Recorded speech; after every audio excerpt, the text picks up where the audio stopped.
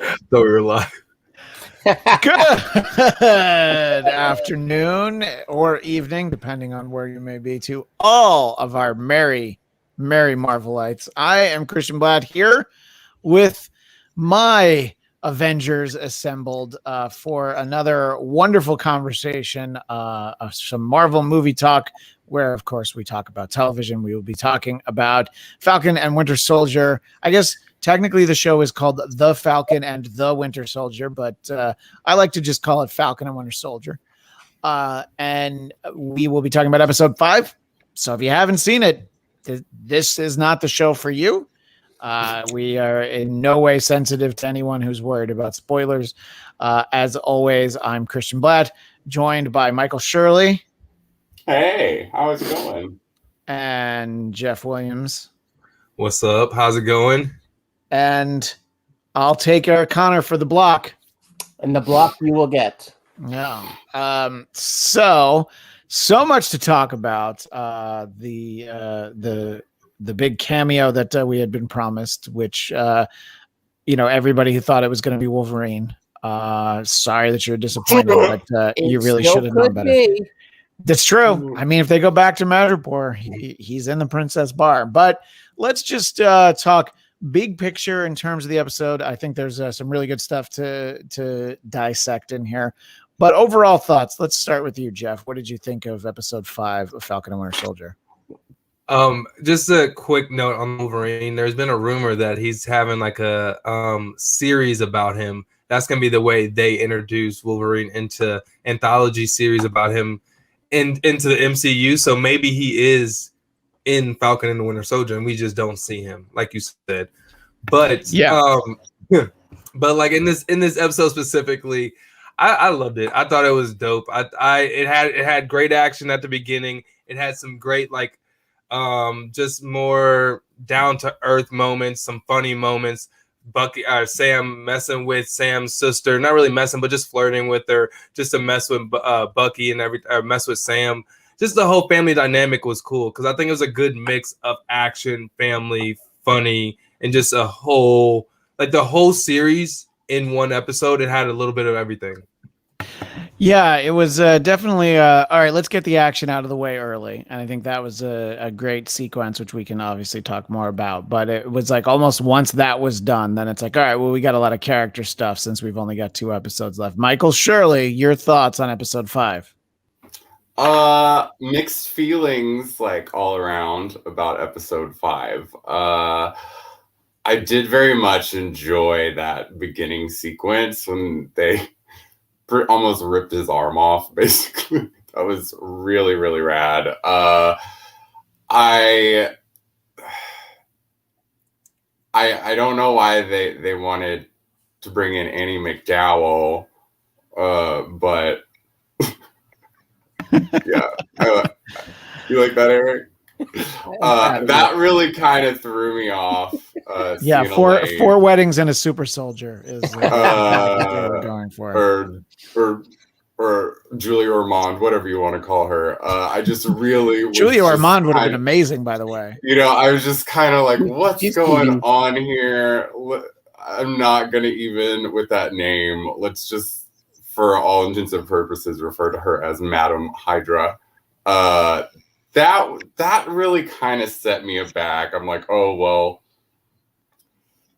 I keep wondering who this power broker is, and I feel like we've gotten so many red herrings, with the art and Emily Vandekamp on the phone. I mean, I think we know who our power broker is now. I think that's definitely Madam Hydra. I fell asleep during the boat part.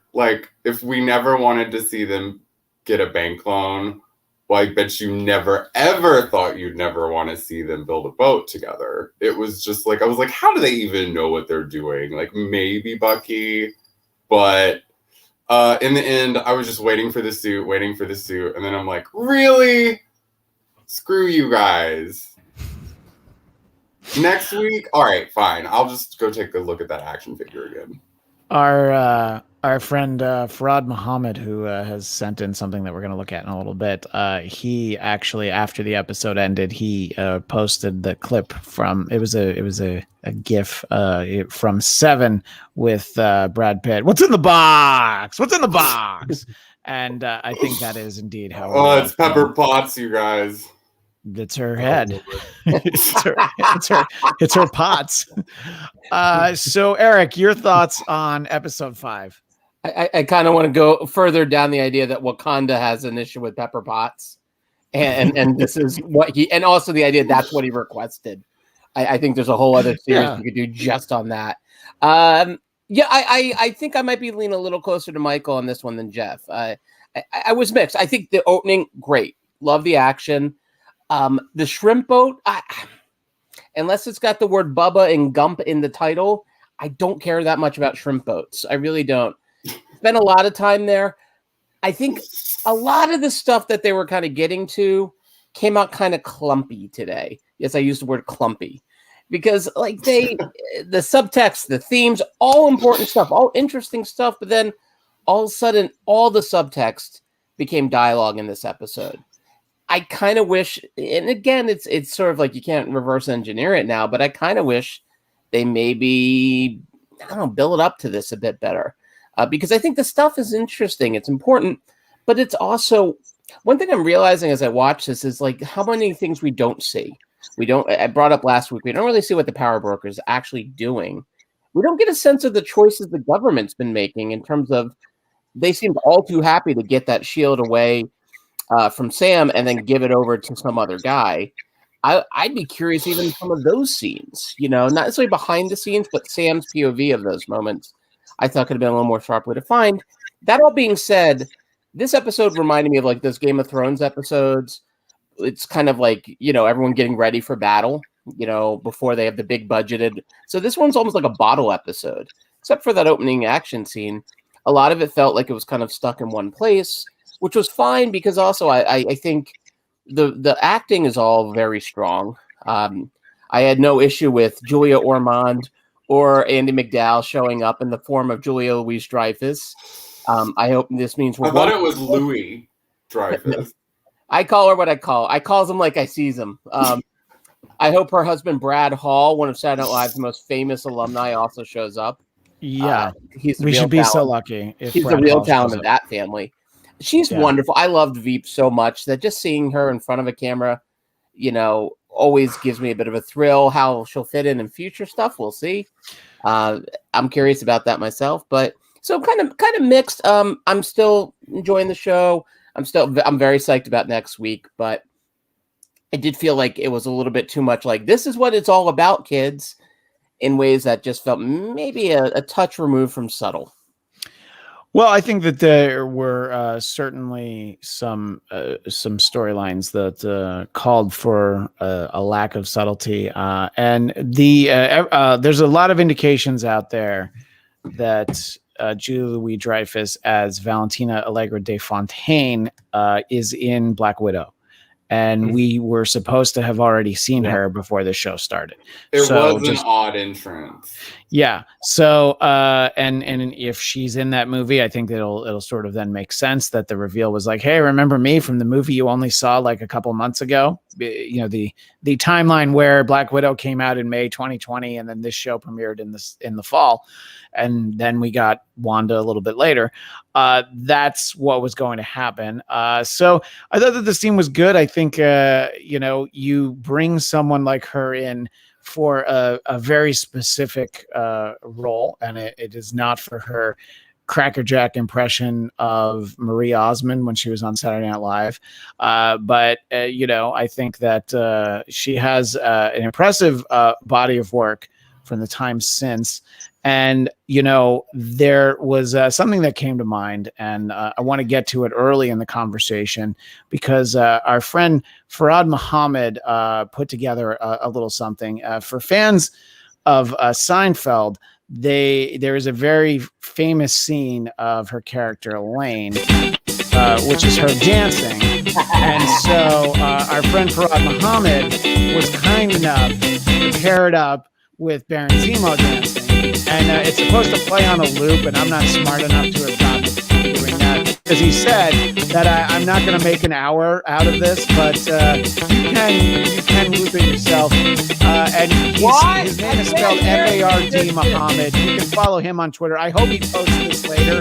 I hope that this is archival music that he doesn't have to pay any licensing on or anything. But I thought that it was fun, and I wanted to make sure we shared it with everybody. It was something that I thought of, and I'm glad that he was first to it. Oh yeah, so at Fard Muhammad is the key. It's spelled Fard Muhammad. That is, of course, the important thing to make sure it gets out there. And look, this isn't his first rodeo. It is indeed royalty-free music.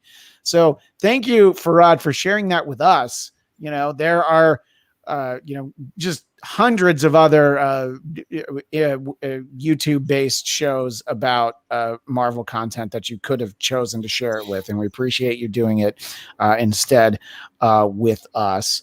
So, I thought it was cool to see her. I thought it was kind of a funny scene, and certainly, teasing to something down the road. I don't know that we're going to see her in the next episode. It was kind of like a nice punctuation mark in the story of John Walker, which, of course, that there was an actual parenthetical punctuation mark during the mid-credits scene, which our friend Jeff Williams was kind enough to tweet out after he watched to make sure that everybody knew, so that they don't pull a Michael Shirley and then miss the scene during the credits. So,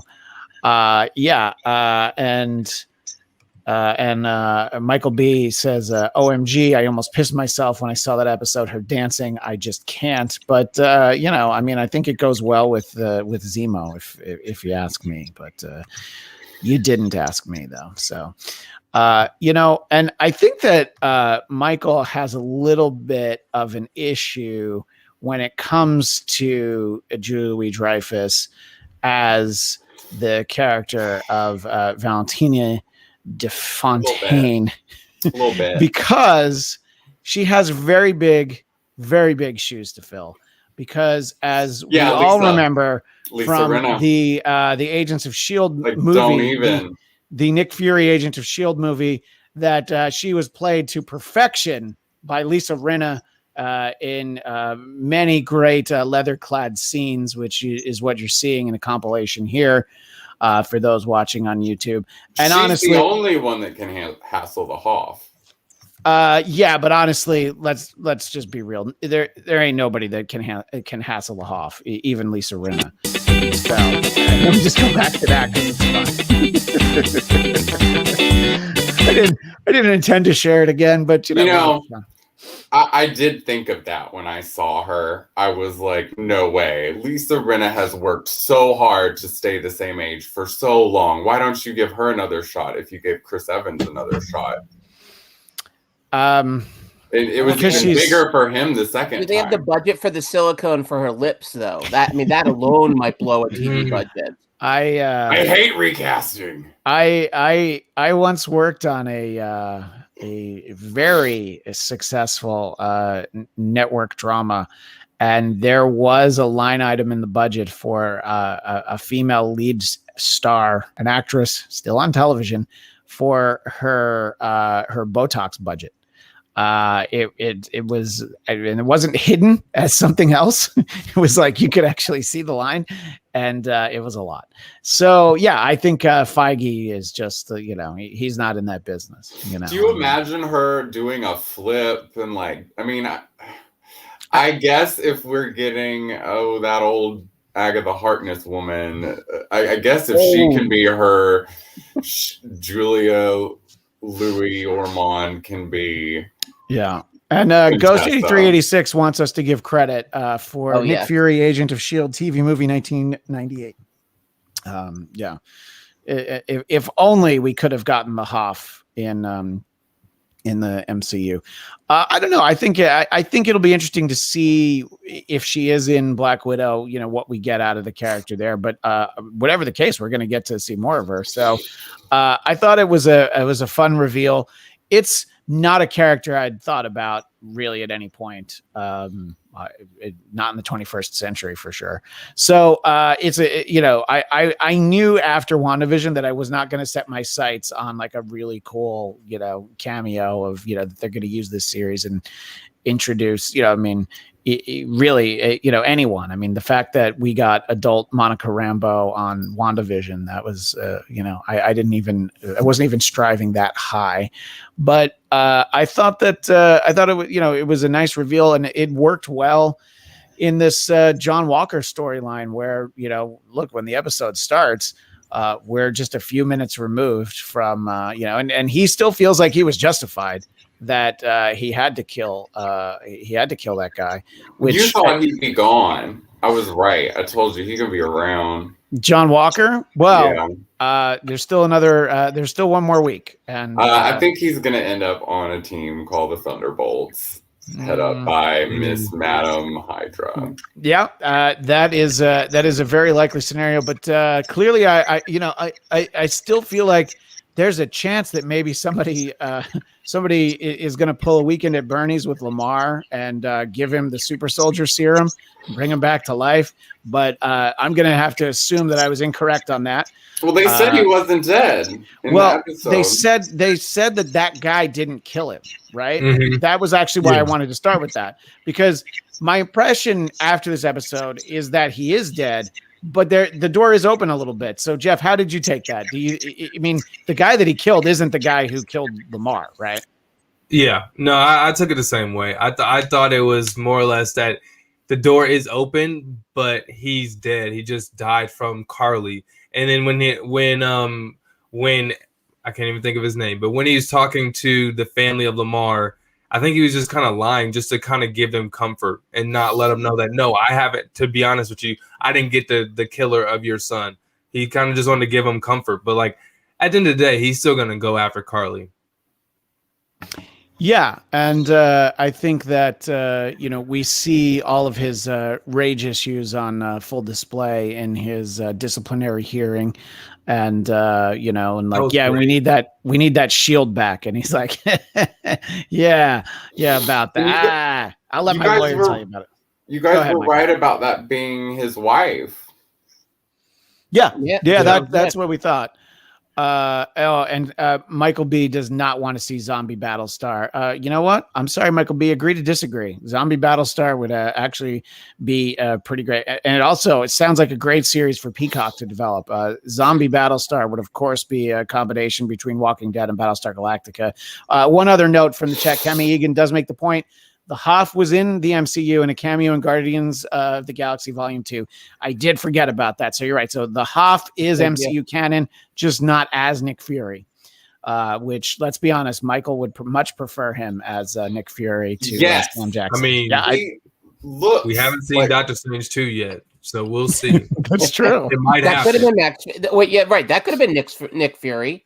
We don't know who was singing that song. It could have been Nick Fury from an alternate universe. Yeah, or Nick Fury, who is Nick Fury, who an alternate universe. And most importantly, David Hasselhoff, guys, is on Cameo. So if you have like whatever loose change you have in your couch, you can get 5 minutes with the Hoff. I'd rather have Mama June. Well, I think your bank account would probably prefer you request Mama June to the Hoff. I think the highest I've heard for Cameo, I believe Caitlyn Jenner, it's like $1,500 for a minute, maybe. It's something insane. Hard pass. Yeah, well, yeah, but worth it. Well, but you can talk to the Phoenix. Yeah. Yeah, and now I've spoiled our birthday present for Michael. Sorry. In any case, what did you guys think, Michael? What did you think of the John Walker part of the storyline? And clearly, we have not wrapped that up just yet. He's clearly got something to prove in episode 6. I think he's like a breakout star. I think he's someone that's like, his agency's really probably like pushing him right now. I think he's going to stick around.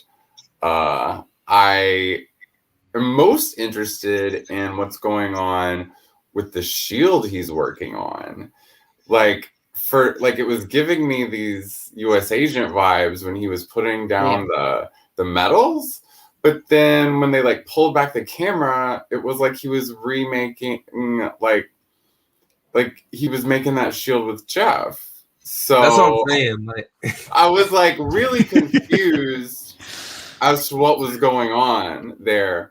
But if he, I don't know. I'm mostly just interested in what the shield's gonna look like for him. Yeah, is he gonna like throw it into the tree and it's gonna just like snap in half? And which I don't want to disparage your workmanship, Jeff. I feel like yours would not snap in half if it went into the tree.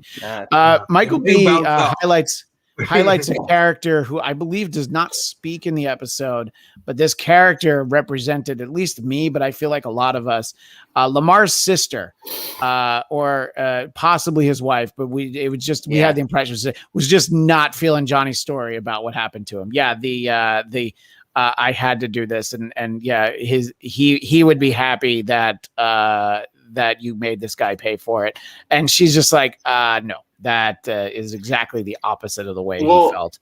If you're the best friend, or if you're the best friend of her brother, she's totally gonna know what kind of person you are, like before you become a superhero. So yeah, and Daniel Drew says he's hoping to at least see the black suit, the U.S. agent / the captain suit from the comics from the mid '80s. Yeah, I mean it's essentially the suit that he had, but in black instead of blue.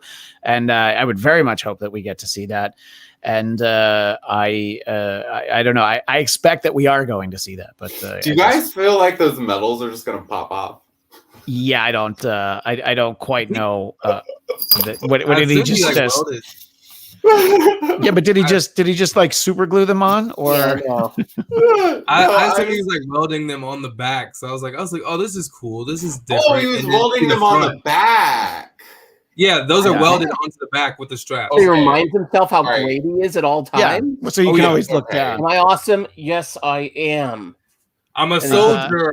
Look at me. And by the way, Cam Egan thinks, Jeff, that your shield is way cooler than John Walker's. So I appreciate it. And better designed, it looks like, too. Honestly, what he was doing felt like me in shop class when I cut my finger twice in one class.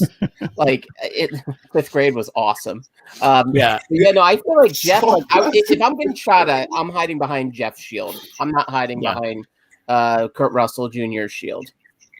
Lil Pliskin. The medals on his shield look like a prize from a Cracker Jack. And Ghost 8386 wants it known. U.S. agent fan since '93. Ghost is really hoping for the U.S. agent show.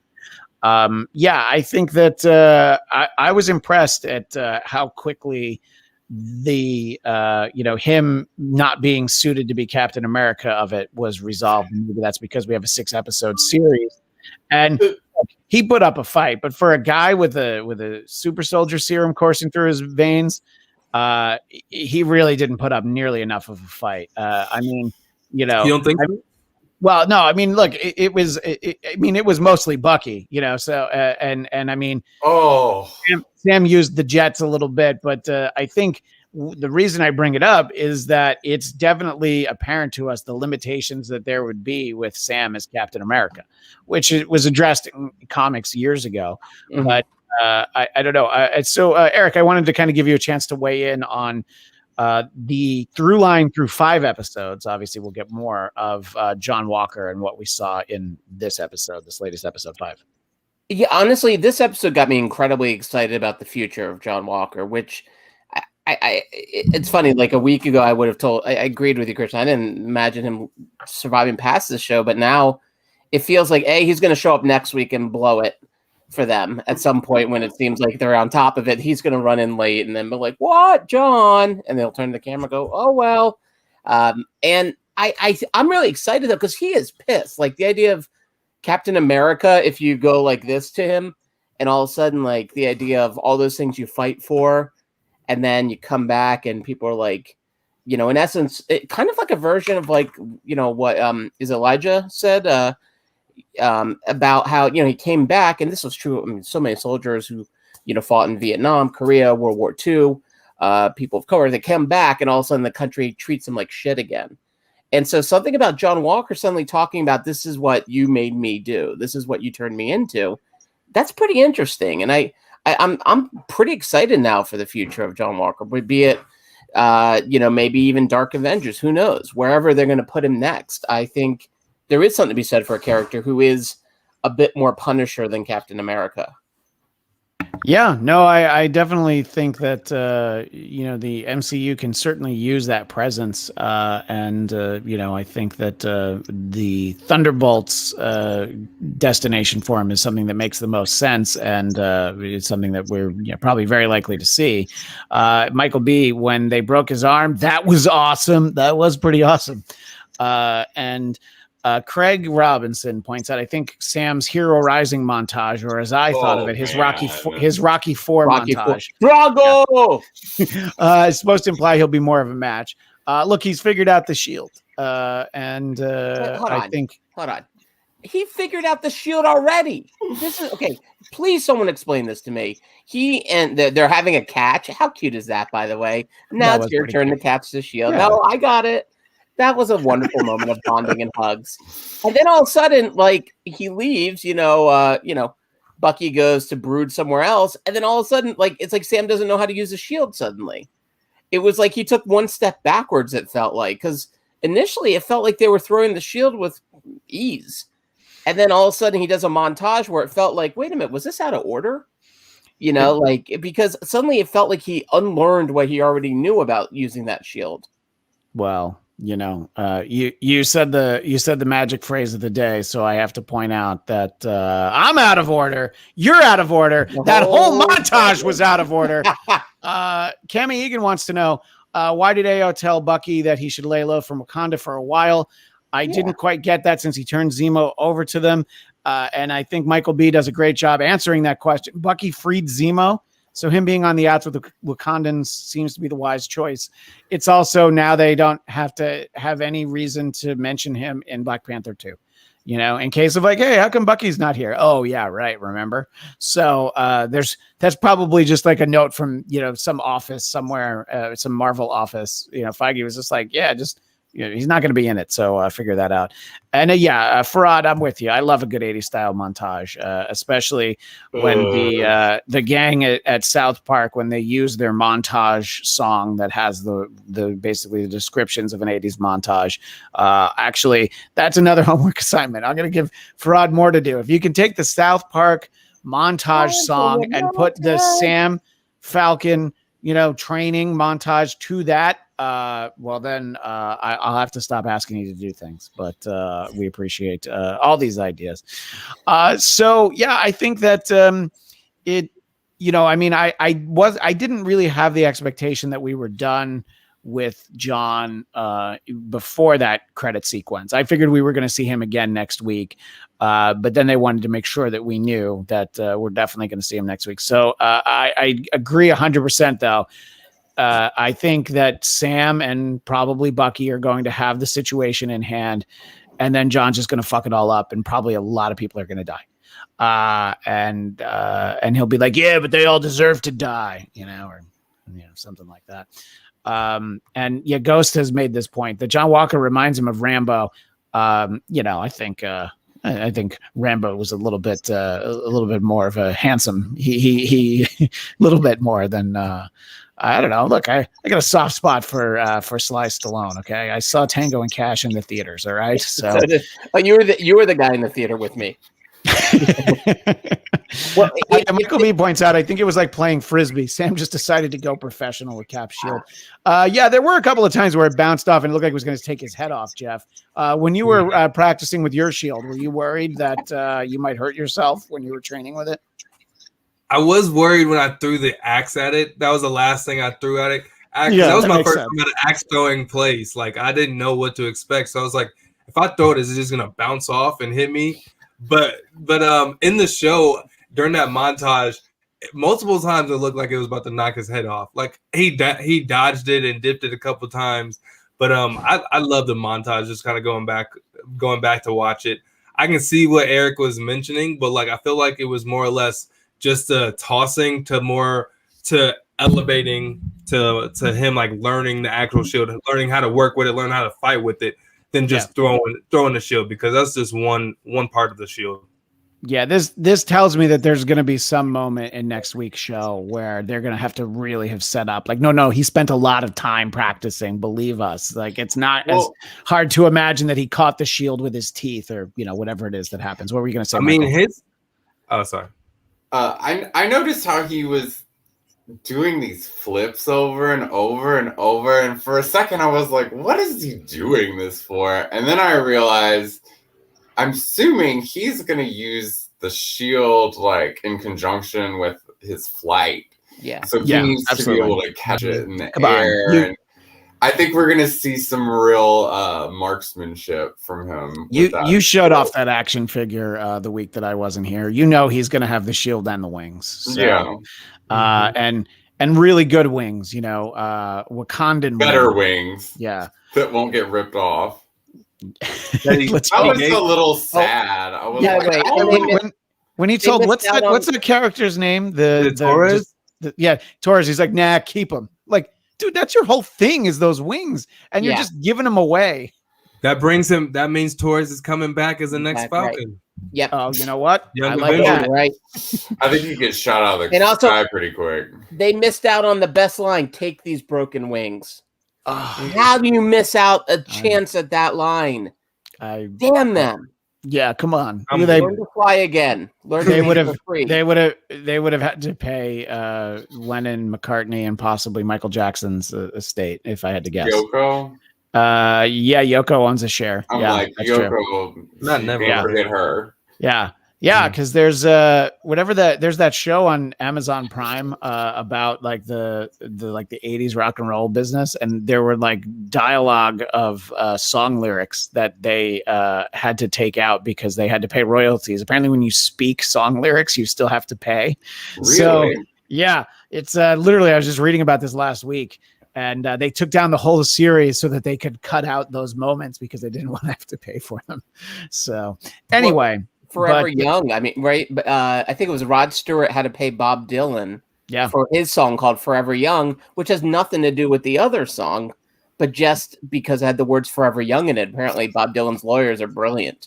Eric's going to get a big bill when this episode's over. I know. Yeah, you're just spouting out lyrics left and right, I didn't think Mr. Mister would come after us, though. I'm sorry. I wasn't aiming for the Lennon. I was aiming lower.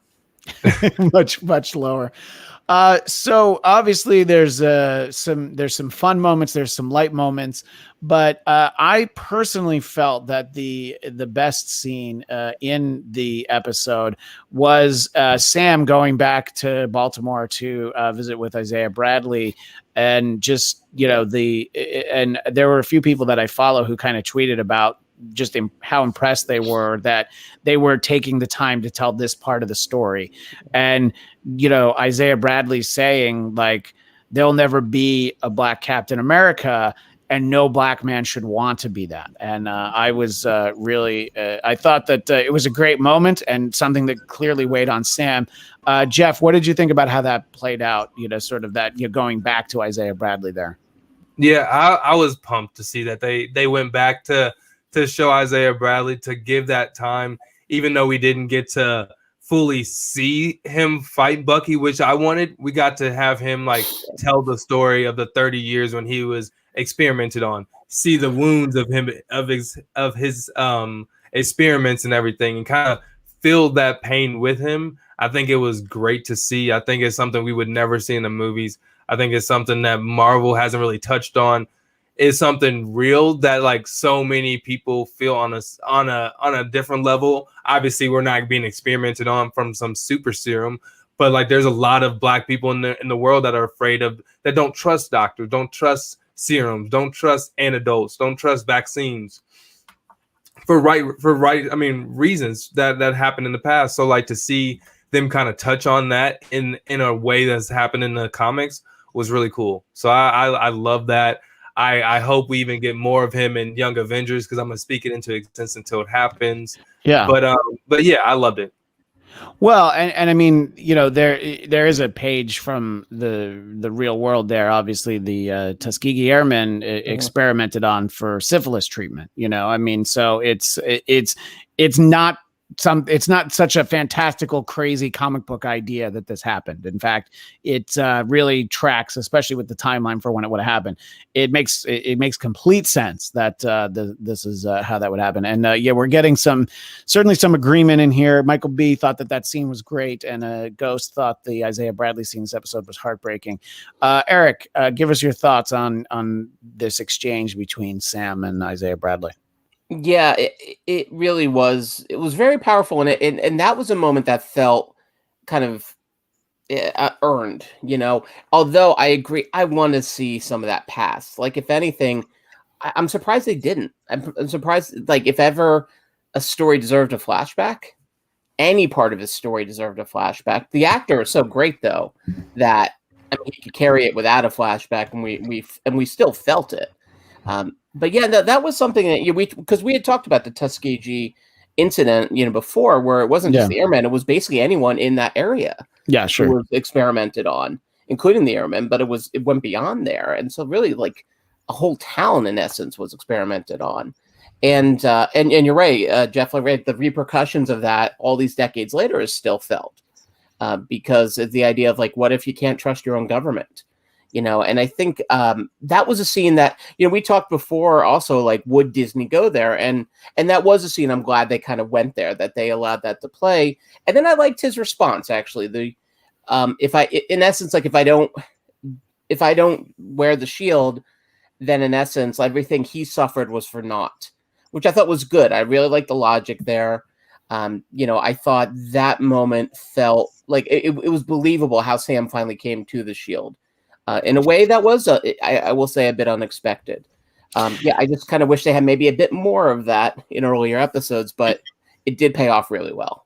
Yeah, Daniel Drew says, I wouldn't say no to an Isaiah Bradley series or special, and it gave me the thought, what about, sort of springboarding off this series, having sort of like a Marvel team up where it's, Bucky and, it's like, so Isaiah, you wouldn't call it this, but Isaiah Bradley and the Winter Soldier. And we kind of see them, and I want the flashback. I want to see that fight. I agree with both of you that I would like to see that at some point. And I don't think that that's going to be part of the amends that he's making in episode 6. I think we're finally going to pay off his friend, whose son he killed. And then also the terrible date that he made that poor girl sit through with Bucky by, leaving in the middle. She's still there, like the whole show.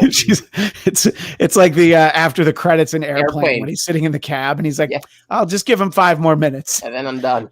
She's like, well, he said he was going to come back. Michael, what did you think about addressing this storyline and the scene between Sam and Isaiah Bradley? I mostly agree with Eric, but for me, I was kind of wondering, not this scene in specific, but just overall in this show, is this really enough given, like, the way our world is right now and what the show is? Like, is it enough, or are they just kind of testing, like, how much they can talk about race in the MCU? I don't think we're going to get any kind of, like, fight scene like this crazy dream you guys have of seeing them, like, battle it out. I don't think we're going to get that. I think the last thing in the world that man wants to do is fight someone again. But I would like to see it, because you can tell that he could probably still throw Bucky around better than John Walker did.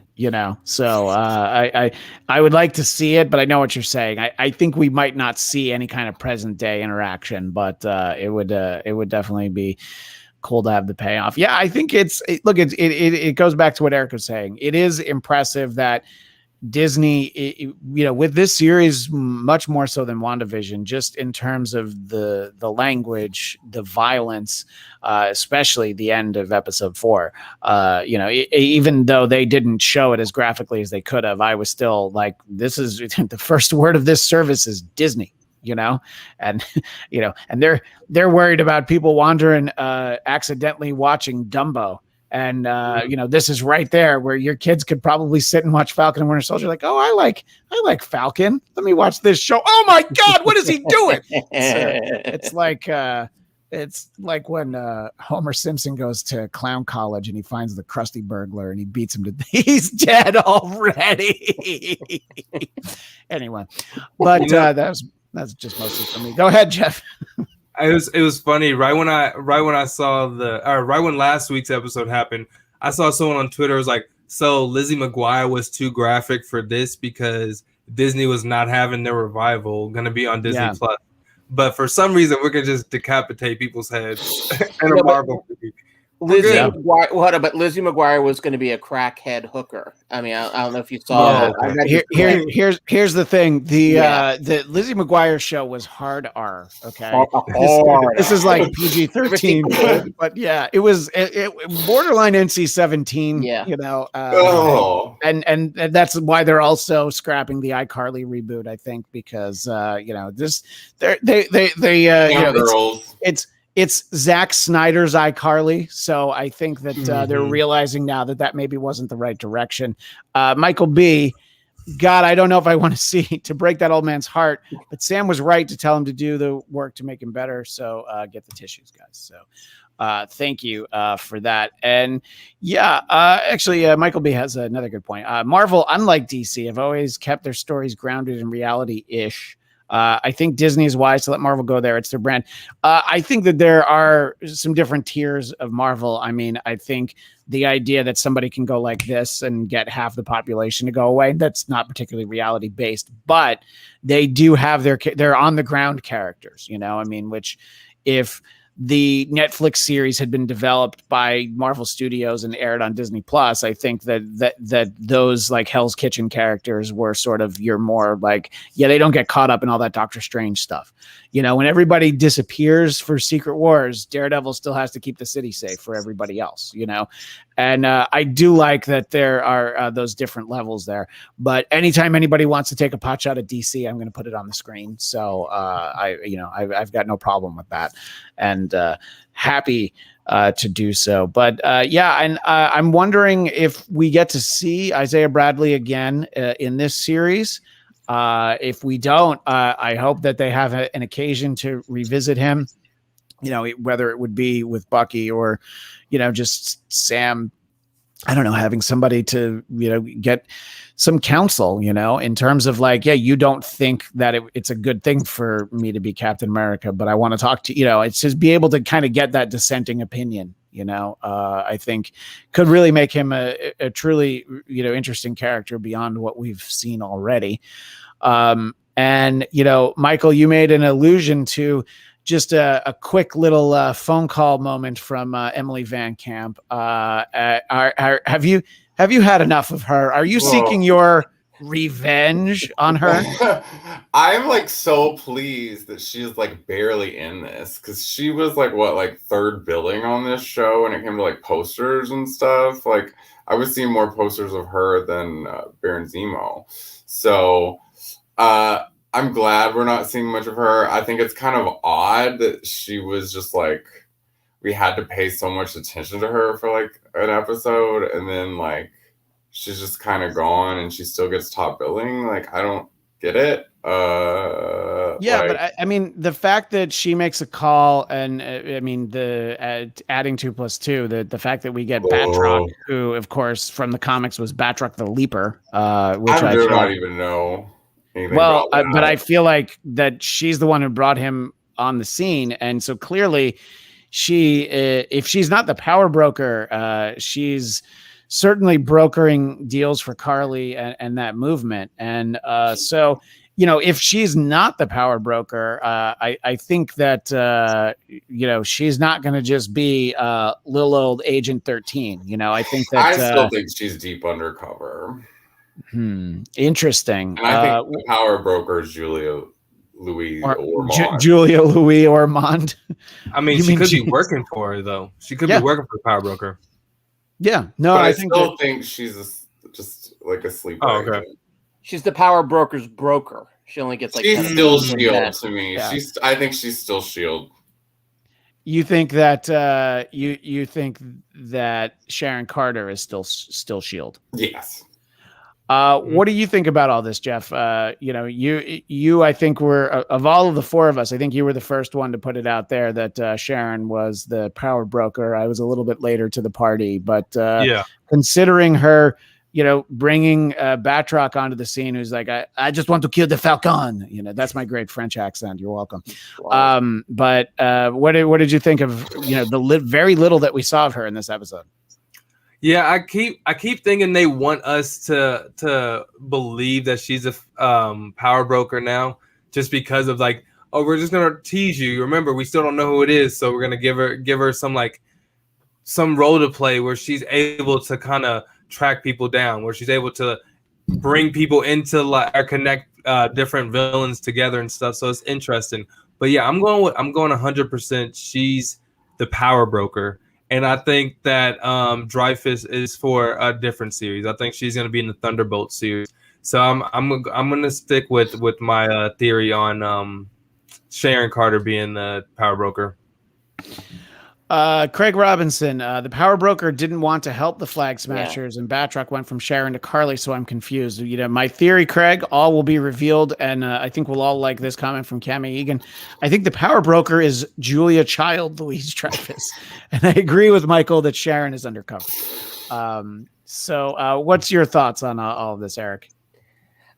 I go back to my feelings on power broker is who gives a fuck. We have no idea what Power Broker's doing. There's one scene where we see Power Broker's minions trying to get the serum from themselves. That's about it. So who the Power Broker is, I couldn't care less at this point.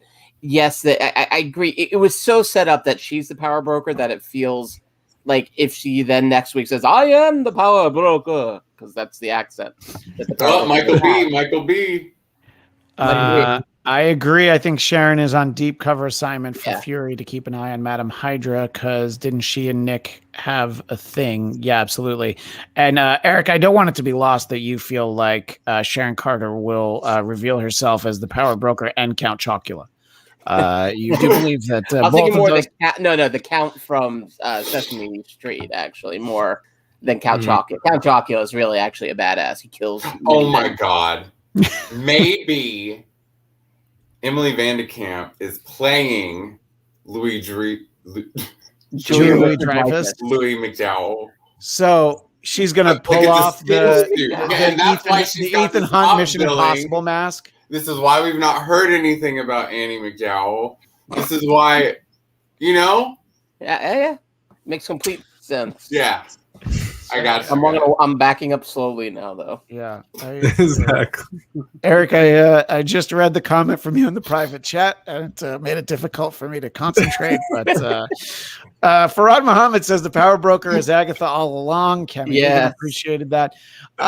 Before we wrap up our conversation on this episode, and we have one other Marvel comic book item that I know Michael is excited about. I want to Eric, I know you have particular interest in the underlying themes in this episode as they relate to the 1984 classic film Top Gun. So I wanted to give you time to explore this for us. Yes. My thesis by Eric Connor is that this is, in fact, Top Gun. Think about it. So Christian was upset that there wasn't a volleyball scene. Yeah, you left off the very, very, very, very upset that there was not the downtrodden. Yeah. Even the face of his beautiful children couldn't mend his broken heart. Nope. But there is, because what do we see Sam doing during his workout montage, which easily could have had was it Fighting with the Boys play in the background of it, or Hearts on Fire. Not necessarily Eye of the Tiger. That's a little more Rocky 3. Hearts on Fire. Or The Burning Heart, even, which also would have worked. Shirtless and sweaty. So that's, in essence, you get your volleyball moment. But really the moment that is Top Gun is when John goes to the man I now call Battle Scar. Goes to Battle Scar's family. And basically Mom says... he was always your wingman. He would have gone with you anyway if he knew you were there. It is literally Sad Meg Ryan's speech from Top Gun, almost to the word. except the music isn't that light strumming of the Kenny Loggins theme, playing in the background, and it doesn't have the hazy Tony Scott smoke. But aside from that, guys, welcome to Top Gun. This is the Top Gun sequel. It also, the actual sequel coming later this summer. No, this is it. We have it here. And I actually thought that when you sent that, it made me think that there were some Officer and a Gentleman themes in terms of John Walker. I got nowhere else to go. This is it. This is who he is. Yeah. And I think that that's really what we're going to see is an agent and a gentleman. That ought to be the title for episode 6.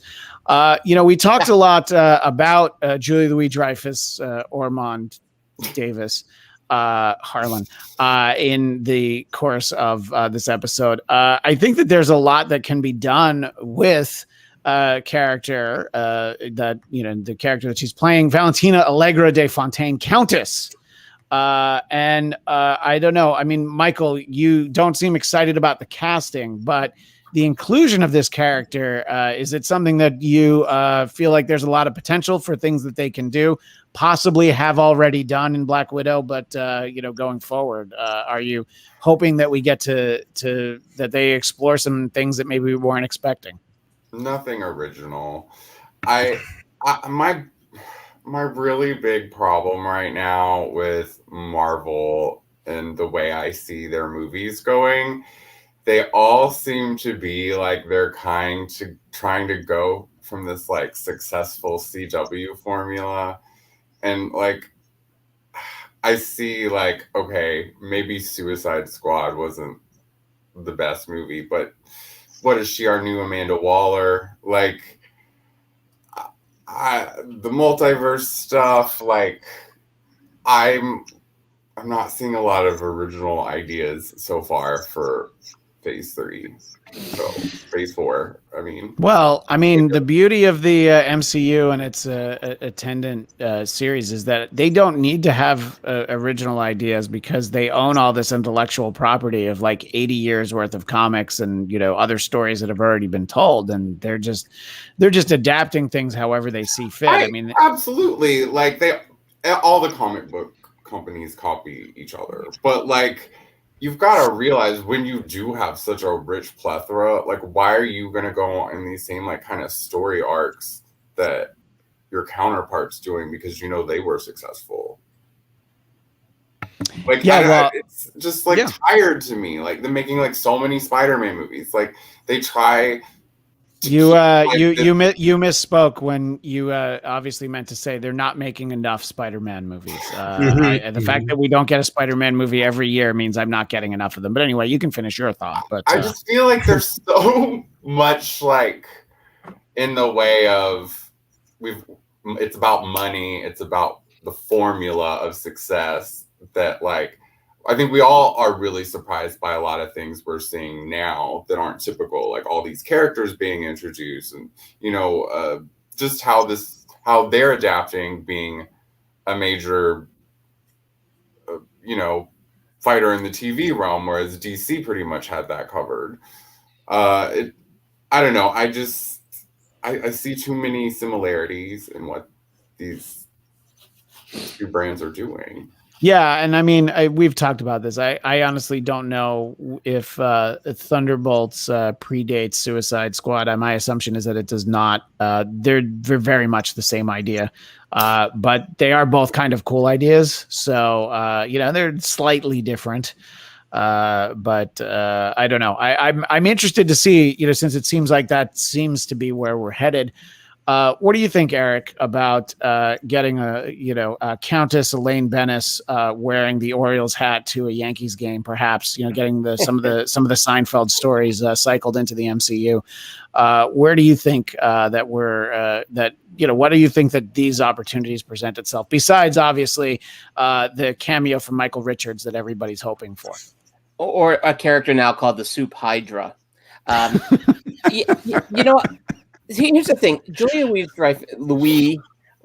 Julia Richard Dreyfus, whatever you want to call her, she's so funny, and she comes in, and it's almost like the temperature of the room resets around her. because she has such a specific tone, and she's and again, the character can work like that. I mean, I was thinking even she's almost like Arch as a villain, is not going to be subtle. Viola Davis, by the way, as Waller, is great in that partially because she does seem so fucking scary. Like, she seems as scary as any of them because she has some power and she's not afraid to use it. Joey Louise-Dreyfus seems more like almost like gremlin. Like, she just wants to F with things. And she's so funny that I'm going to be on board for it. To your point, Michael, I think your larger issue of like, how do we avoid the sameness of some of these stories? I think it's a really important question Marvel is going to constantly have to deal with, particularly because on top of the movies, we have so many shows. And I found myself recently gravitating towards shows like The Boys, Umbrella Academy, and then recently Invincible, which is on Amazon Prime. Oh, the most terrible show I've ever seen. I don't know what to think of it yet. Eric. I'm 3 episodes in. Terrible. And now I'm going to watch more of it because of what you just said. Wow. And even if I hate it, Michael, I will never let you know. And by the way, now I know what my text inbox is going to look like all night tonight. Is going to be 48 texts about I can't believe you like that show, Eric. Yeah, and me being called the C word a lot, and I welcome it, and I lean into that. I lean into C. Yeah, you own it. Yeah, you take it. You take that word back. I turn into that curve. Yeah, no, I mean, I think there is something to be said. I mean, that's what they did with, WandaVision was such a crazy experiment that for the most part worked really, really well. And so I feel like, they're going to have to be perpetually really trying new formulas, or else you're right, Michael. Like, at some point, it's like, oh, wow. It's like, how many fucking times have we seen Bruce Wayne's parents get killed? Yeah. And then how many times can we see another freaking spider bite Peter Parker? So thank God that they didn't do that with the Tom Holland one. They're what happened. And WandaVision was such a refreshing breath of oh my God, something original. But I hate to be like that, but I'm reading lots of different comics from DC and from Marvel right now, and they're not their universes are so not even.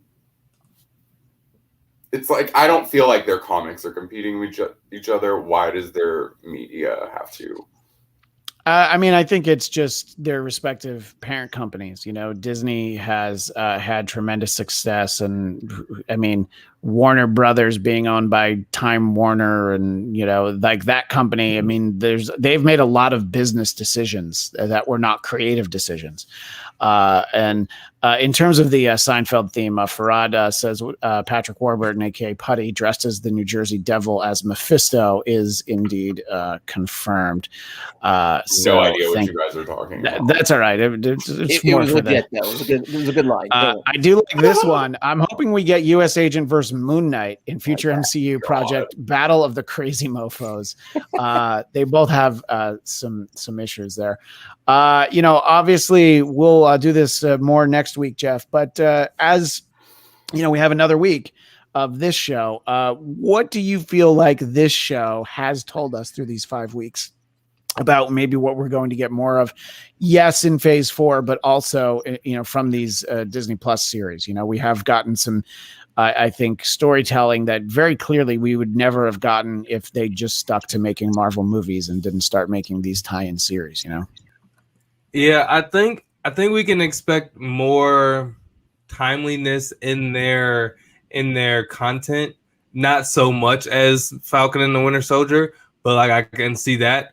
I honestly don't think they, as much as we've anticipated these two shows launching other movies and TV shows, I haven't seen too many other films be launched from this. I love seeing Zemo, but technically he could die off too, because he's with the Wakandans and he's about to be in the raft or whatever in jail. So it's it's not really they launched too many next projects from this. Yeah, I mean, I think that some of it will be. I mean, obviously, we will see Sam in movies again, and this will certainly explain all of that. Just a final thought on this from Michael B.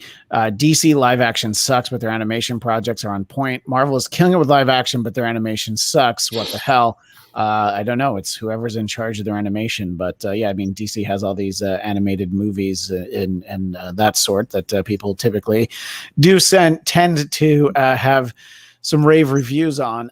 One other thing that I wanted to talk about as it relates to the comic book universe, and I know that this was something that Michael, you were very invested in terms of the X-Men vote that was forthcoming, and the revelation that joining the X-Men in the comics will be a great friend of yours, the beloved character from The Gifted, Polaris, and we see sort of this exchange with Banshee, who did not make the cut.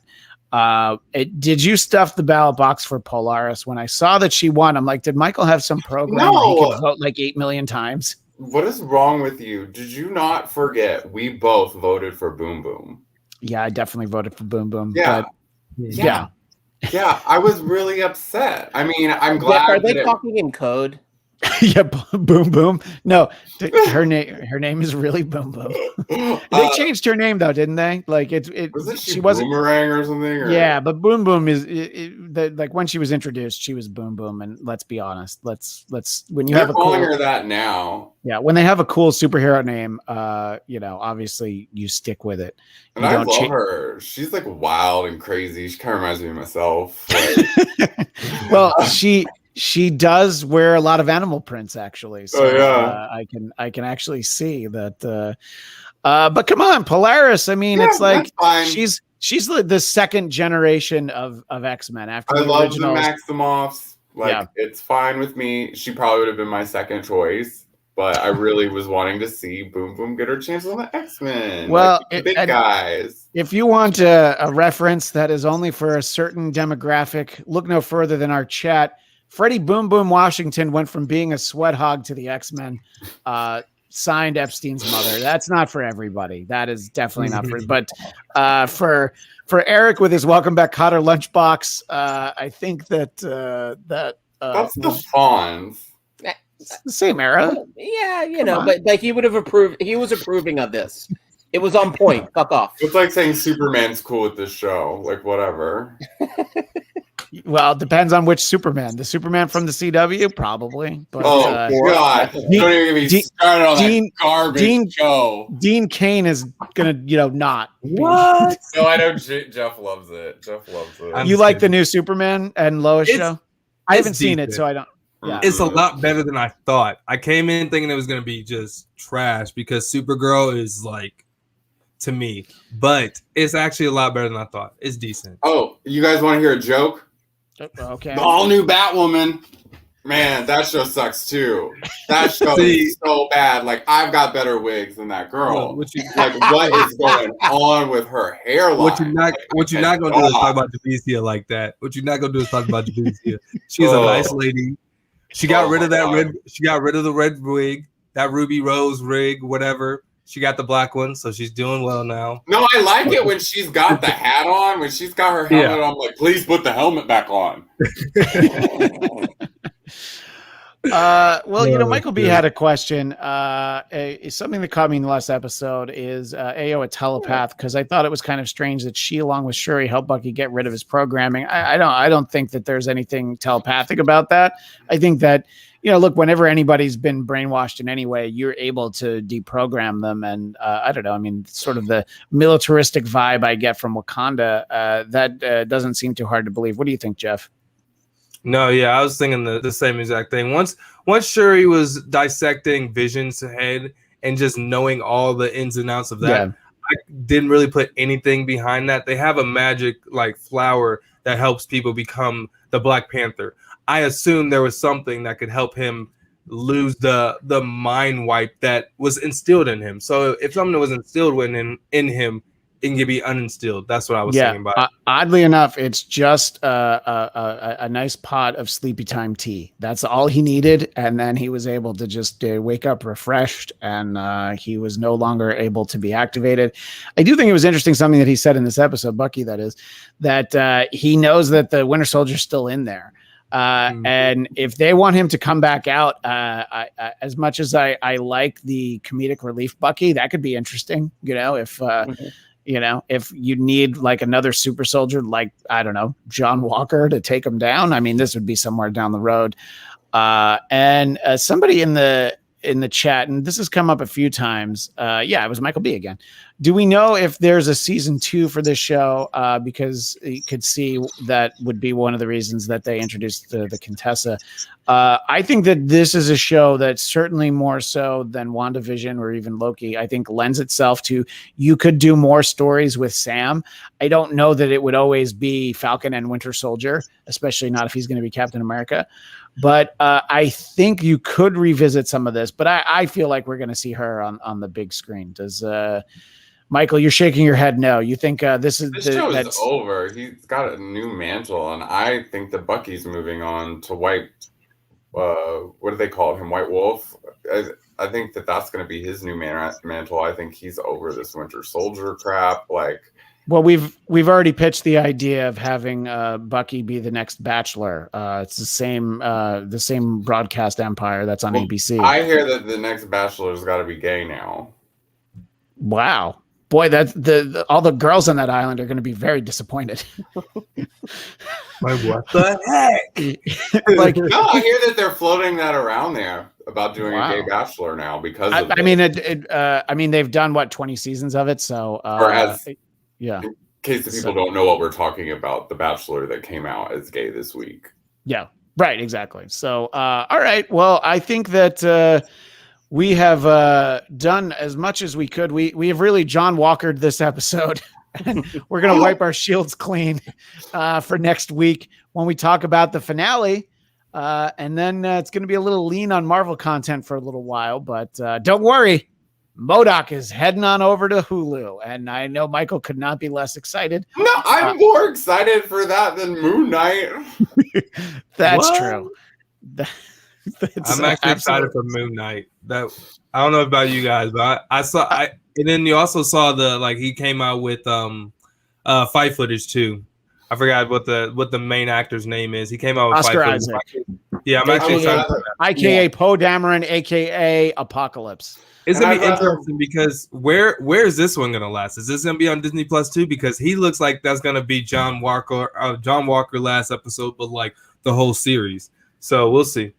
Yeah. Well, we will definitely see what they've got coming up next. Sort of what we were saying before about just some of the seriousness that they've dealt with in this show makes me a little bit more intrigued for Ms. Marvel, which is sort of a light-hearted character, but obviously growing up a young Muslim American in America, there are some stories that will not have been told in any superhero context, at least not on screen before. So I'm starting to feel like we're going to that the expectation is that they will actually address more serious topics than maybe I was expecting Disney Plus to do. But anyway, we'll talk about all of those things and more in the near future. But until next week at 2 p.m. Pacific, 5 Eastern, you can keep in touch with us. Jeff, where can people find you?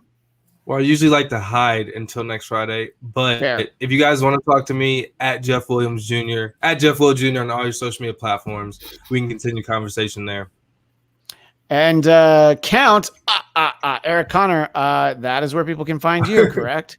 Right. You also can find me on text message, angering Michael Shirley at every turn. So if you ever need to get in on that thread, it's something to behold. And the documentary I produced, it's actually now on Amazon Prime for rental or sale. Other Voices, not to be confused with the movie starring Mary McCormick and Stockard Channing, though both of them would have been wonderful in our documentary about Israel and Palestine and the unlikely friendships that popped up there. So wait a minute, how great would Stockard Channing have been as Valentina Allegra de Fontaine? Oh my god. Fabulous. She would have worn Lisa Rinna's leather jacket from the 98 How are things movie. down under? Oh yeah, Stockard Channing was 95 years old in Greece, and I loved every second of her as a high schooler. The idea that she had gotten knocked up was a little bit hard to believe. But anyway, Michael, where can people find you? You guys can find me on OnlyFans, and no, I'm just kidding. You can find me on Twitter at Michael X Shirley and on Instagram at I Hate Michael Shirley. And you can find me, as it says on the screen, at Christian DMZ on Twitter and Instagram. And please subscribe to the Blackcast Network. We have a lot of interviews over on the Blackcast podcast, and we have a political show called Biden Time. And this one, and who knows, whatever else comes up, can all be found there. We appreciate everybody who joined us in the live chat. We will see you next week for the series, or at the very least season finale of Falcon and Winter Soldier. Until then, as the great Stan Lee would say, Excelsior!